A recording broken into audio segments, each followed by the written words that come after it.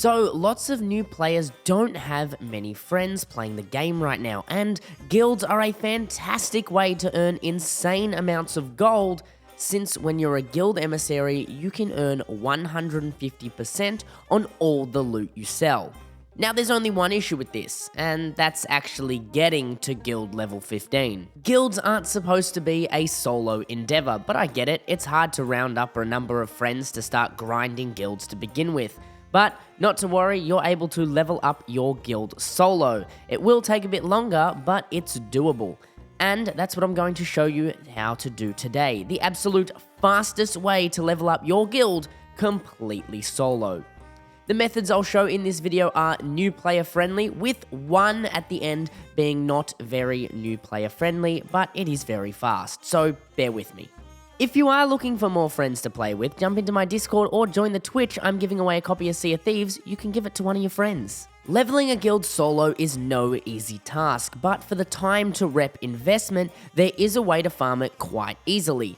And these are by far the fastest way to do this. Be warned, the first one can put a target on your back in more populated servers, so waste no time and always be on the lookout. In order to boost our guild rep, we're going to be using the Skull of Siren Song's Voyage. This voyage appears on the side of your ship's mast and can be started from there. This is a server-wide event, so when you start it, anyone will be able to yoink your skull. So the Skull of Siren Song's Voyage is fairly straightforward.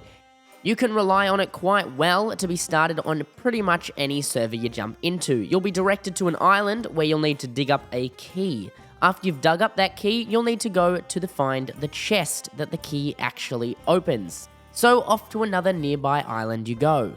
Once you've found the chest, open it with the key and claim your Skull of Siren Song. But unfortunately, it's not over yet. Now that you've got the skull, you're going to need to turn it in.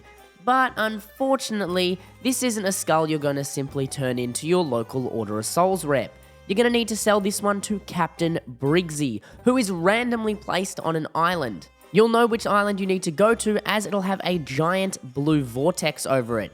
Then you'll just have to search the island in a game of hide and seek with Briggsy. She'll call out to you, so make sure you've got your headphones on and are able to listen out for her calls. While you have the Skull of Siren Song, there are a few things you're going to want to watch out for. While the skull is on your ship, you'll be slowed down, so be careful because other ships will be able to catch you.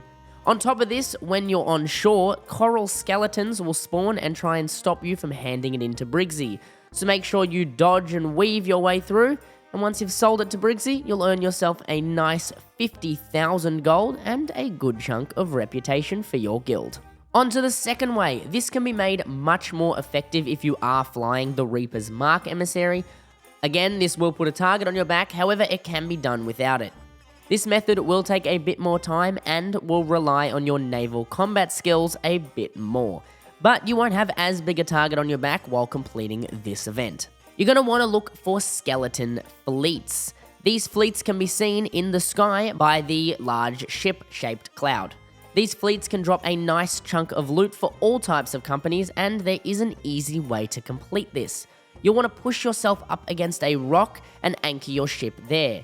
Then raise your sails and anchor and just float there. This will allow you to use the rock as cover and easily beat the skeleton fleet as they try to circle around you. Once you've sunk one of the ships, the next wave will not spawn until you are far enough away from that rock. So, jump in the water, grab the loot, leave the rock, and return to it once the next wave starts.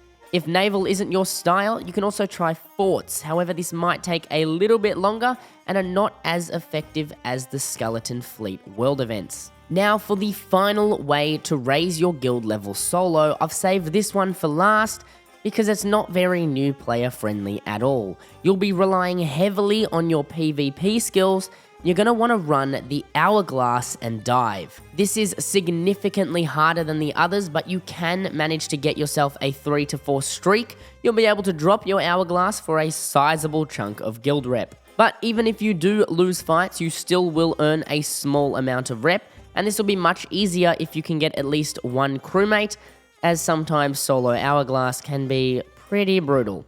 And those are all the ways you can level your guild solo. I hope you have enjoyed, and if you found this video helpful, make sure you leave a like or even a cheeky sub so you don't miss more Sea of Thieves guides and videos. I'll see you next time.